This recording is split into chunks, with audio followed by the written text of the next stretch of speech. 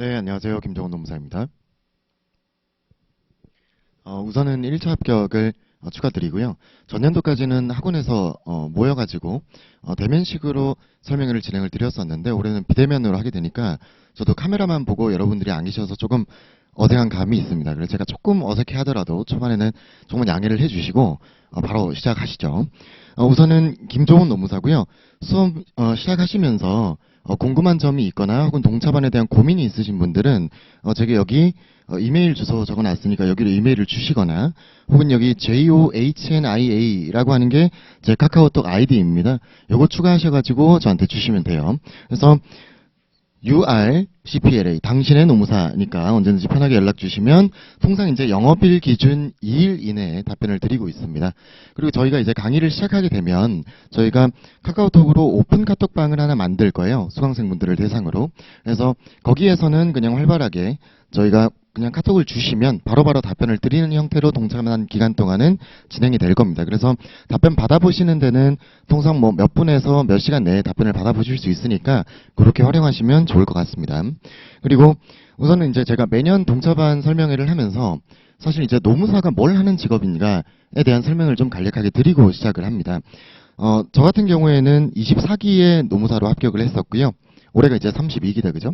그러고 2019년도에 강남역 근처에서 법인을 개업해가지고 지금 필드에서도 활발하게 활동을 하고 있다 보니까 이제 현업 노무사로서 노무사의 필드가 어떠한 일을 하고 있다를 좀 소개를 드리고 싶어서 그거를 통상 말씀을 드리곤 합니다. 그래서 노무사를 이제 왜 하는가를 한번 생각을 해보시면 좋겠어요. 근데 보통 이제 시작 전에 그런 질문들을 많이 하십니다. 노무사 돼가면 뭐가 좋냐? 좋은 점들을 몇 가지를 소개를 드리면 뭐 여러 가지 목표가 있으시겠다, 그죠? 뭐 내가 노동 정의를 실현하겠다. 뭐 그 뜻을 펼치실 수 있고요. 내가 노무사를 붙고 나서 로스쿨을 가겠다. 그것도 상당히 도움이 됩니다. 기업 인사팀에 취업을 하겠다. 그것도 상당히 도움이 되고요. 노무사로서 필드에서 하는 어벽들을 하면서 생활에 나가겠다. 다 할 수 있죠. 그래서 그런 것들을 했을 때 내가 평생 직업의 시대가 도래하였으니까 이 직업을 가지고 자유롭게 커리어를 내 마음대로 좀 쌓아갈 수 있다라는 장점이 있고 저희가 또 뭐 정년도 없고 소득 보장도 어느 정도를 원하시는지 모르겠지만은 잘 하시면 그 원하시는 수준 이상을 하실 수 있을 거다 그렇게 말씀을 드리고요. 그래서 실제로 어떤 일을 하는 거냐면 통상은 기업에서는 그죠 인사팀이나 노무팀 등에 소속이 되어서 업무를 보실 수 있고요. 그리고 아까 말한 뭐 로스쿨이나 이런 것들은 이제 업역이 아니니까 제외를 하고 실제 이제 소위 말하는 필드에선 무슨 일을 하냐를 한번 보겠습니다. 이거는 이제 제 개인적인 구분이고요. 다른 분들은 또 다르게 생각하실 수 있을 거라고 생각을 합니다. 근데 통상 이제 제가 10년 가까이 필드에 몸담아 있으면서 이렇게 구분을 하면 되겠다라고 생각을 하고 있어요. 그래서 일반적 노무법인이 있고요.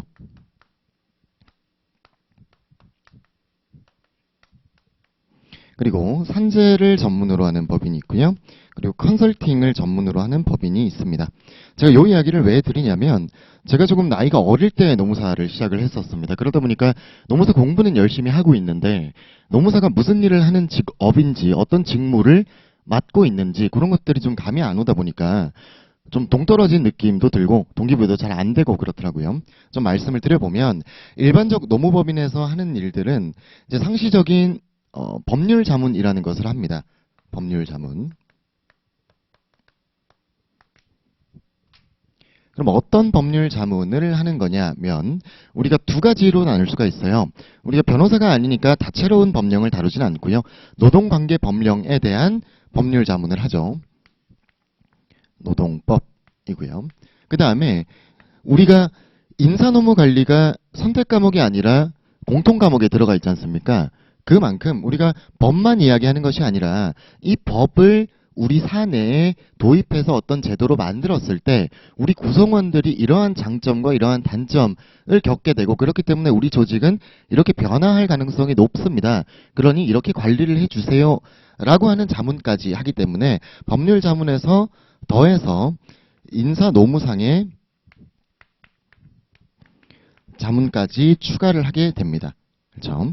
그 다음에 일반적 노무법인에서 자문도 하고 사건을 진행하기도 합니다. 1차 하셨으니까 아실 거예요. 노동법에 보시면 임금체불이라는 사건도 있고요. 그리고 부당해고를 당했을 때 요건 노동청이고 노동위원회에 가서 소송장과 유사하게 생겼습니다. 거기에 가서 부당해고 구제 신청을 해서 근로자를 대리하게 되면 이건 부당한 해고다라고 다투실 거고 반대로 사용자를 대리하게 되면 이건 정당한 해고다라고 다투시게 되겠죠. 그죠? 그래서 해고 사건 이런 것들도 하실 거고 요새 많은 뭐 직장 내 괴롭힘이라든지 혹은 이 임금체불에서 구제가 되지 않을 때 국가로부터 대신 받는 돈인 뭐 대지급금이라는 것들이라든지 이런 것들도 하게 되시고요. 그리고 플러스 알파로 고용노동부에서 관련된 인건비 지원금들이 되게 많습니다. 그 지원금들을 요건을 파악하거나 요건을 세팅해서 지원금 접수 대행을 하는 일들도 하게 돼요. 그래서 관련 지원금 대행 뭐 이런 것들도 하게 되고요. 그 이외에 노무법인에 가면 노무사 이외의 직원들도 계세요. 그 직원들이 무엇을 하시냐? 급여 서비스라고 하는 걸 합니다. 그래서 급여 대장을 작성하거나 그리고 급여 명세서도 작성을 하고 뭐 사대보험을 관리하고 뭐 이런 것들을 하죠. 그래서 이 법률 자문은 전화로 뭐 주휴수당 얼마예요? 물어보기도 하고요. 연차가 몇 개가 발생하는 건가요? 물어보기도 하고요. 이런 이슈에서 기간제법상 뭐 차별 시비가 있지는 않나요? 물어보기도 합니다. 그래서 전화로 답변하기도 하고 의견서를 작성하기도 하고 방문해서 미팅을 하기도 하고 여러 가지 일들을 하게 되실 거예요.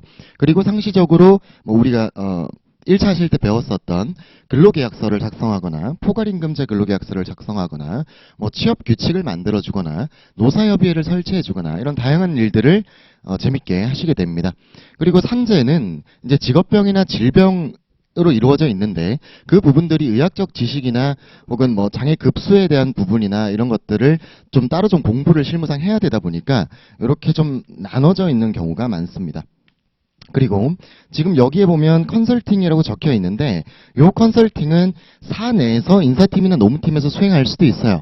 통상 우리가 알고 있는 게 여기가 평가 제도를 만들거나 혹은 보상 체계, 보상 제도를 만들거나 복리후생 제도를 만들거나 혹은 직무 분석을 하거나 그런 컨설팅을 사내에서 할 수도 있고요. 기업에서 그런 부분에 어떤 전문성이 조금 부족하다든지 혹은 내부에서 했을 때 어느 한쪽으로만 의견이 치우칠 수 있다라는 부분이 있다 보니까 외부에다가 이걸 용역을 주게 되면 외부에서 하는 컨설팅이 되는 거죠.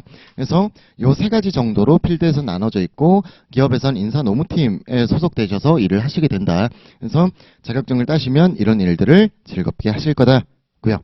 그리고 동차반이라는 것을 한번 설명을 좀 드려보겠습니다. 우리가 보통 이제 정규 커리큘럼이다라고 하면 9월부터 시작되는 연기 1기, 2기, 3기가 있어요.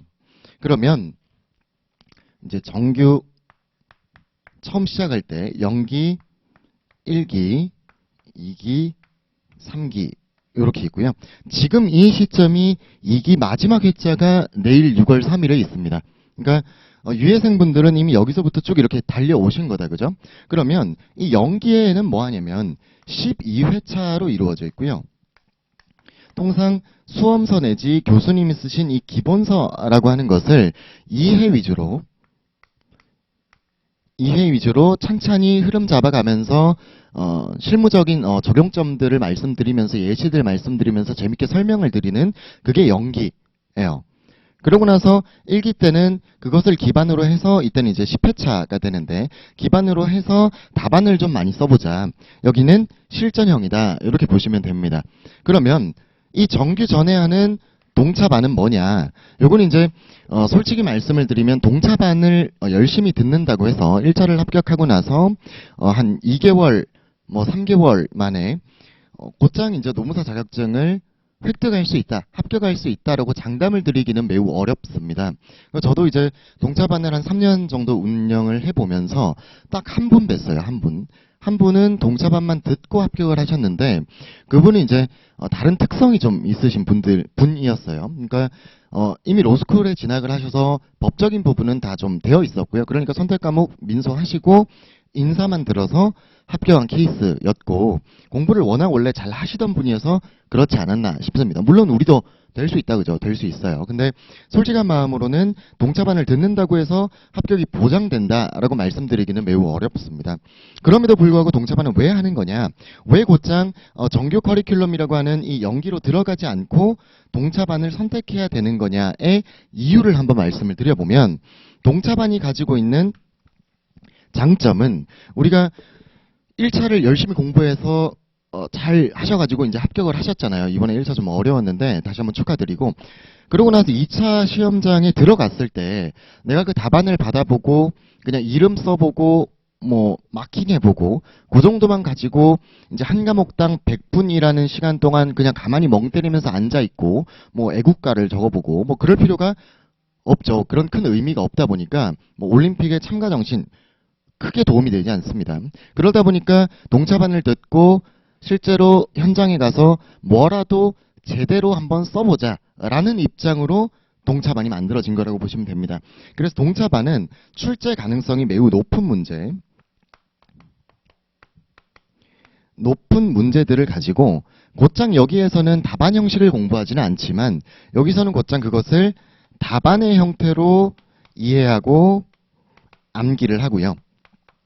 그리고 그 다음 날에 이것을 답을 다 알려드렸다, 그죠? 그럼 그 부분에 대해서 수업이 진행됐으니까 이해를 하셨을 거고 돌아가셔서 암기를 하시고 그 다음 주에, 다음 회차에 이것을 실제로 현출해보는 모의고사를 보시게 됩니다.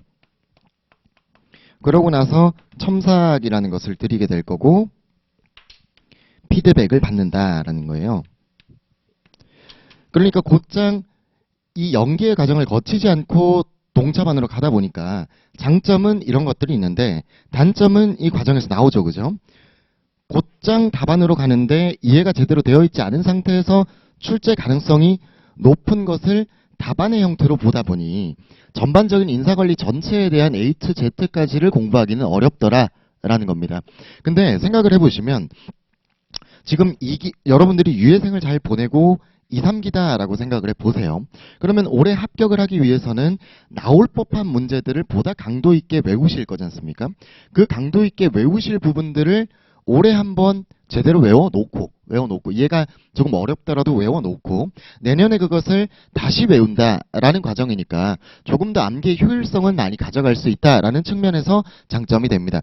그러면 단점이 이 이해에 있어서 전반적인 인사관리의 A to Z에 대한 이해도가 떨어진다라는 것인데, 이 부분은 이제 저희 수업의 강점이 재미있는 예시들을 가지고 좀 인사관리가 와닿도록 설명을 드리는 것, 그리고 그 인사관리에 있는 각각의 문장들이 어떠한 논리성을 가지고 있고 이게 왜 이런 문장으로 이루어져 있는지에 대한 이유를 설명드리는 강의예요. 그러다 보니까 이제 출제 가능성이 높다라고 하는 건 주요하다라는 내용이니까 그 주요한 내용들에 대해서는 연기 수준으로 이해를 도모하기 위해서 충분히 설명을 드릴 겁니다. 충분히 설명을 드릴 거고, 저희가 8회차 만에 이 처음 뵙는 분들에게 인사관리 전체를 알려드리는 것은 물리적으로 한계가 좀 있어요. 그래서 여러분들이 따라오시는 걸 좀 보고 필요하다면 보강이나 혹은 조금 앞전 시간에 좀 설명을 많이 드리는 것으로 그렇게 해서 최대한 이해도를 높여갈 수 있도록 진행을 할 겁니다.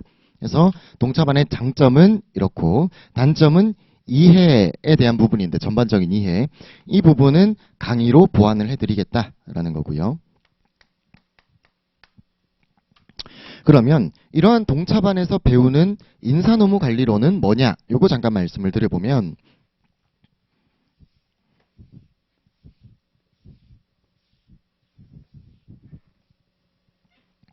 인사노무 관리론이라고 이야기를 하는 건 기업 내에 있는 사람을 관리하는데요. 이 사람은 뭐 하는 사람이냐면 우리 조직 내에 있어서 일을 하는 사람, 그러니까 우리 조직 내에 있는 직무를 담당하는 자를 의미합니다. 그렇기 때문에 인사관리, 사람 구성원과 직무를 체계적으로 관리하는 학문이다, 이렇게 보시면 돼요. 그래서 인사노무 관리를 공부를 할 때 직무 관리가 있을 거고, 그럼 이 구성원이라고 하는 것의 출발점은 어떤 사람을 몇 명이나 뽑을 것인가에서 출발을 하기 때문에 그것을 우리는 앞으로 확보관리라고 할 겁니다. 그러면 사람을 뽑았으면 그 사람이 우리가 부여하는 직무를 잘 담당할 수 있게 교육을 시켜주거나 뭘 알려줘야겠다. 그죠? 그러다 보니 개발을 해야 되는 이슈가 생길 거고요. 그 다음에 개발을 했어요. 너가 앞으로 이 일을 담당할 수 있게끔 우리는 교육훈련이라는 걸 시켜줬어. 입니다. 그러면 잘 했는지 못했는지에 대해서 평가를 하는 평가관리가 있을 거고요. 잘 했다면 거기에 대해서 성과급 인센티브를 주는 보상관리가 있을 거고요. 그리고 이 사람들이 잘 다닐 수 있게 산재를 예방하고 스트레스를 관리해주고 작업 환경을 개선시키고 하는 등의 유지관리가 있을 거고요.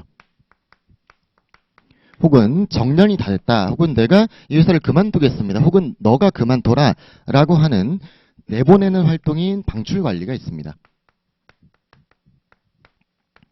그럼 이상에서 이 구성원을 관리하는 거에 있어서 사람을 뽑아서 개발하고 평가하고 돈을 주고 유지하고 내보내는 이 일련의 과정을 우리는 기능적 차원이라고 합니다.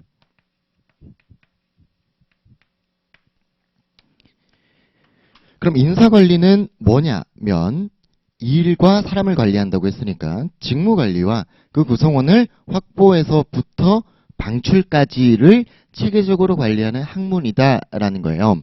그러면 이것이 어떻게 이루어져 있냐면 이 각각의 확보를 하는 방법이 있겠다. 그죠? 몇 명을 어떻게 뽑을 것인가에 대한 계획 활동이 있고요. 그리고 그게 정해졌으면 모집을 할 거고요. 모집을 했으면 선발을 할 거고요. 선발을 했으면 우리 조직 내에 어떤 직무, 어떤 팀으로 배치를 하겠죠. 그죠? 이러한 일련의 각각의 활동들 안에서도 또 계획을 어떻게 할 거냐에 대한 다양한 제도들, 기법들이 들어있습니다. 그러면 이 각각의 하나하나의 활동들에 대한 제도들을 암기를 하면 되는데 여기서 문제가 생겨요. 인사노무관리론이 이제 뭐 합격석이나 카페들을 보시면 아시겠지만 휘발성이 높다. 이해는 된 것 같은데 암기가 잘 안 된다. 혹은 와닿지가 않는다라는 말들이 많습니다. 그게 왜 그러냐면 이 일련의 과정들이 사람을 관리하는 제도들이다 보니까 읽을 때는 내가 이해가 가는 듯해요. 가는 듯한데 그 문장들이 좀 일상적인 언어들로 법학보다는 쓰여 있다 보니까 이걸 어디서부터 어떻게 외워야 되는지도 모르겠고 그리고 이 부분에 대한 문제가 나올 때 그냥 계획에 대한 우리가 외운 단순한 제도를 써보세요. 이렇게 나오면 그게 문제가 안 됩니다. 그냥 책에 있는 거를 드립다 외워서 그냥 현출하면 점수를 잘 받을 수가 있어요. 근데 여기에서 문제가 뭐냐면 안 그래도 암기에 어려움이 있고 휘발성이 강한 학문이다라고 이야기를 하고 있는데 문제가 어떻게 나오냐면 기업이라고 하는 건 오픈 시스템이라는 개념 하에서 외부의 환경과 영향을 주고 받는 존재예요. 그렇기 때문에 우리 외부 환경이 고령화되고 있더라. 고령화되고 있는데 이때 이 고령화가 되고 있으니 내부에 있는 근로자들도 고령 근로자가 될 거고 외부 노동시장에 있는 취업하려고 하는 사람들도 고령 인력이 되어갈 거다. 그때 고령 근로자의 인지적, 신체적, 정신적, 경제적 특성을 서술하고 기업의 대응 방안을 HR 시스템으로 설계하시오. 뭐 요렇게 나올 수가 있습니다. 그래서 50점 뭐 이렇게 나올 거예요. 그러면 여기서 HR 시스템으로 설계하라라는 말은 여기에 있는 기능적 차원의 확보부터 방출까지의 각각을 목차로 잡아서 1. 확보관리 라고 한 다음에 여기 안에 이 확보관리에 우리가 계획활동, 모집활동, 선발활동, 배치활동이 있고 많은 제도들이 있다 그랬잖아요. 그 중에 이 고령 근로자의 확보관리에 적용할 만한 어울리는 제도를 찾아서 네가 이게 왜 고령 근로자에 어울리는 제도인지를 논리적으로 설명하고 주장해라 라고 이야기를 하는 겁니다. 그러고 나서 확보관리, 개발관리, 평가관리, 보상관리 이렇게 갈 거잖아요. 그러면 이 각각의 기능적 차원들에 대해서 그 안에 있는 우리가 배웠던 제도들을 적어놓고 이게 고령 근로자를 관리하는 HR 시스템으로서 적합합니다를 내가 만들어낼 수가 있어야 돼요. 만들어낼 수가. 근데 우리가 책에서 배울 때는 단순히 여기에 있는 제도들이 인사관리상에 어떤 의미를 가지고 왜 중요하냐라고 하는 것들을 배운다고요. 그러니까 이것을 우리가 외부 환경과 접목된 이슈 문제라고 하는데 이런 문제가 나왔을 때 만들어내기가 좀 어렵더라. 깊은 이해가 되어 있지 않으면 이 와꾸를 짜기가 좀 어렵더라라는 겁니다. 그리고 여기에 어울리는 제도 A를 넣어놨어요. 그리고 보상관리에도 어울리는 제도 B를 넣어놨습니다. 그러면 확보관리와 보상관리가 어울리느냐도 봐야 된다는 거예요. 그러니까 쉬운 말로 말해보면 평가관리에는 과정을 관리하는 게 있고 결과를 관리하는 게 있습니다. 결과를 평가했어요.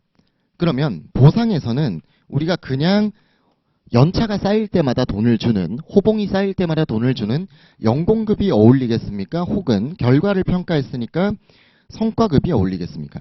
당연히 결과를 평가했으니 그 결과에 따라서 보상에 반영할 수 있는 성과급이 어울린다는 말이죠.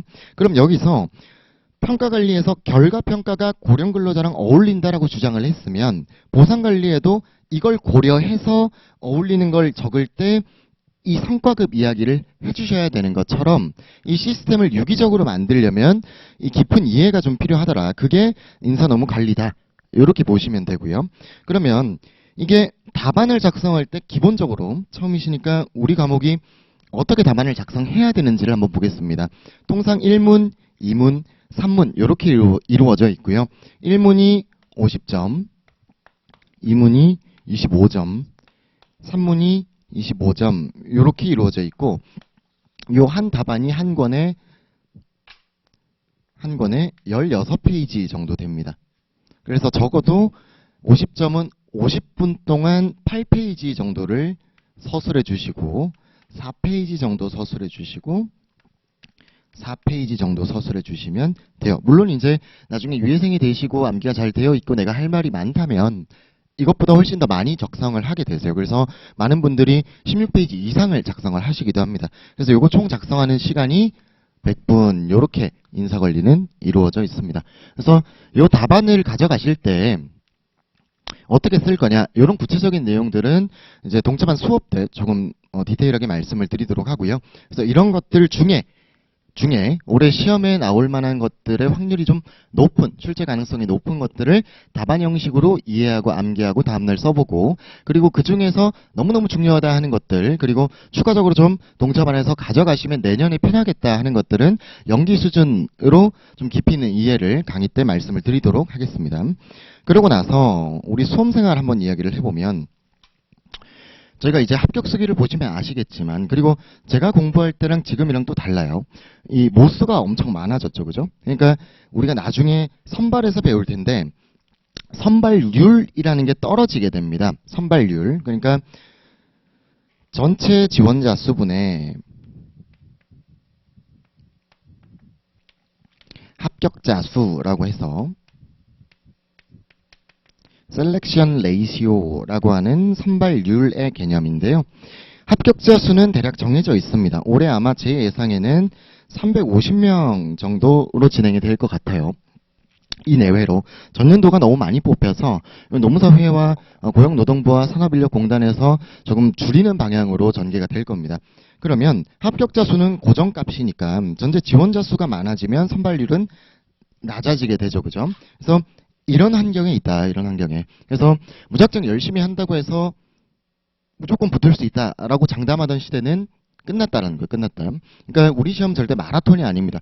지금 동차반부터 너무 열심히 하면 나중에 연기 1기, 3기, 2, 3기 갈 때 빡세게 해야 되는데 내가 힘이 떨어지면 어떡하냐. 그런 거 없어요. 그런 거 없고 동차반부터 지금의 2, 3기의 유예생들이 하는 공부 강도인 것처럼 진행을 해주시는 게 노무사의 수험 생활이다. 그래서 지금부터 딱 1년 남짓만 좀 고생을 빡세게 하셔가지고 그냥 노무사 자격증을 획득하고 고시촌을 벗어나는 것. 그게 목표예요, 목표. 그래서 그렇게 좀 봐주시면 좋겠습니다. 그래서 동차반 진행하다 보면 처음에는 호기롭게 열의 있게 열정 있게 답안 막 작성하시고 하시는데 한 3회차 넘어가면은 모든 과목에서 답안을 작성하기가 싫어지고 답안을 안 내게 되고 해이해지고 그렇게 되는데 올해만큼 제가 좀 좀 더 전년도보다 이제 빡빡이 관리를 할 거니까 그렇게 좀 진행을 같이 해보셨으면 좋겠습니다. 이상이고요. 추가적으로 궁금한 부분들이 있으면 카톡 주시거나 혹은 뭐 전화를 하고 싶다 그러면 카톡 주셔서 저희 유선 상담하는 시간을 잡으면 됩니다. 잡으면 되니까 그렇게 편하게 연락을 주시면 되겠습니다.